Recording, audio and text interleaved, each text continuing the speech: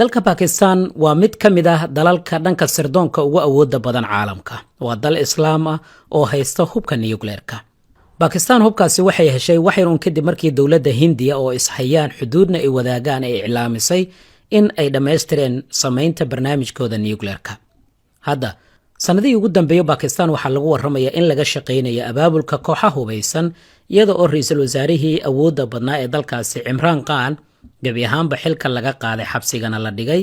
Ujeedka markaasina waa qayb ka mid ah qorshaha ay reer galbeedka doonayaan inay kula wareegaan ugu yaraan hubka dowladda Pakistan ee nuclear-ka.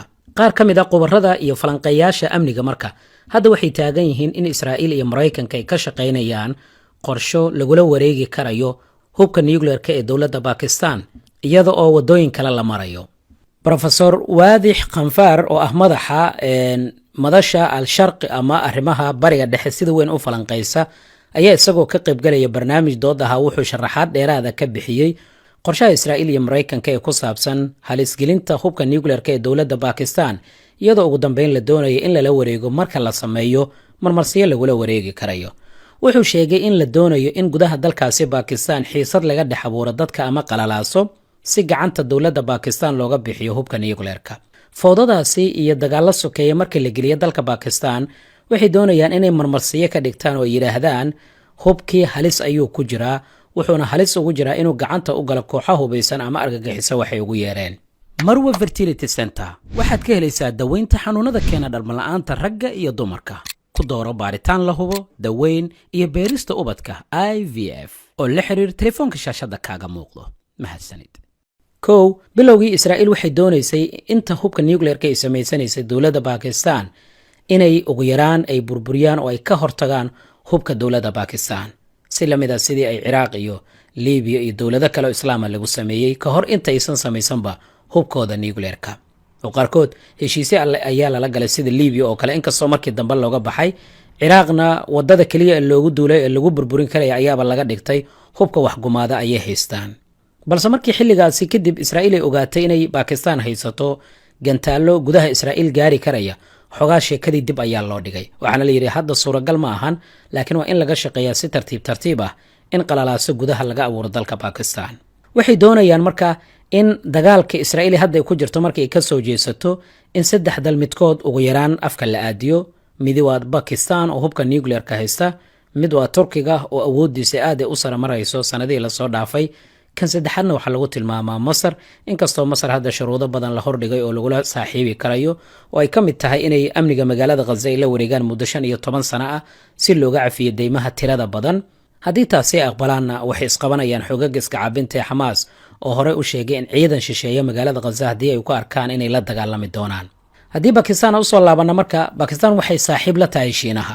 maalmihii ugu dambeeyay marka waxaad moodaa Mareykanka inuu bilaabay xudxudasho madaxda ama hoggaanka u sarreeya dowladda Pakistan ah. waxaana lala kulmay taliyaha ciidanka iyo ra'iisul wasaaraha iyo xubno kale kuwaas oo lagu yiri wax walba oo Shiinaha uu idin qabanaya annaga ayaa idin qabanayna laakiin waa inaad iska eridaan Shiinaha. Shiinahana maalgelin xooggan ayuu Pakistan ku hayaa, xuduud ayuu la wadaagaa, wuxuu dareensan yahay haddii Pakistan laga talaabo cid xigta in isaga ay tahay Hindi ayay ishayaan. Hindi iyo Pakistanna xuduud ayaa ka dhaxaysa, saaxiibana ma ahan oo colaad ayaa u dhaxaysa. marka sheekooyinkiina loo sheegay ahaa in xilligii dowladii dhexe ee Soomaaliya laga dalbaday inay Ruushka gabi ahaanba eriyaan oo difaac loo noqon doono lana taageeri karo oo kale ayaa loo soo bandhigay dowladda Pakistan. Shiinaha marka garab istaag xooggan ayuu Pakistan u muujiyay. Pakistan arrintaasi ma hilmaami doonto. dhanka sirdoonka marka laga hadlayana waxaa lagu tilmaamaa mid ka mid ah dowladaha ugu awoodda badan dhanka sirdoonka oo sirdoonkooda ISI ayaa la yiraahdaa. Shiinaha bishii May markii ay isqabteen Hindiya iyo Pakistan hubkiisii ugu casrisanaa ayuu halkaasi geeyay, garab istaag ayuuna u muujiyay, waxaana uu dareensiiyey inuu mar walba garab taagan yahay, saaxiibka koowaadna uu noqon karayo. marka taa laga yimaado maanta waxaa magaalada Islamabad tagay wasiirka arrimaha dibadda ee dowladda Shiinaha Wang Yi, waxaana uu magaalada caasimadu dalka Pakistan uu kaga dhawaaqay in Pakistan ay tahay saaxiibka ugu sarreeya ee Shiinaha uu halkaas ku leeyahay qaaradda Aasiya. waxaa kaloo uu ku tilmaamay saaxiib bir ah oo aad u adag.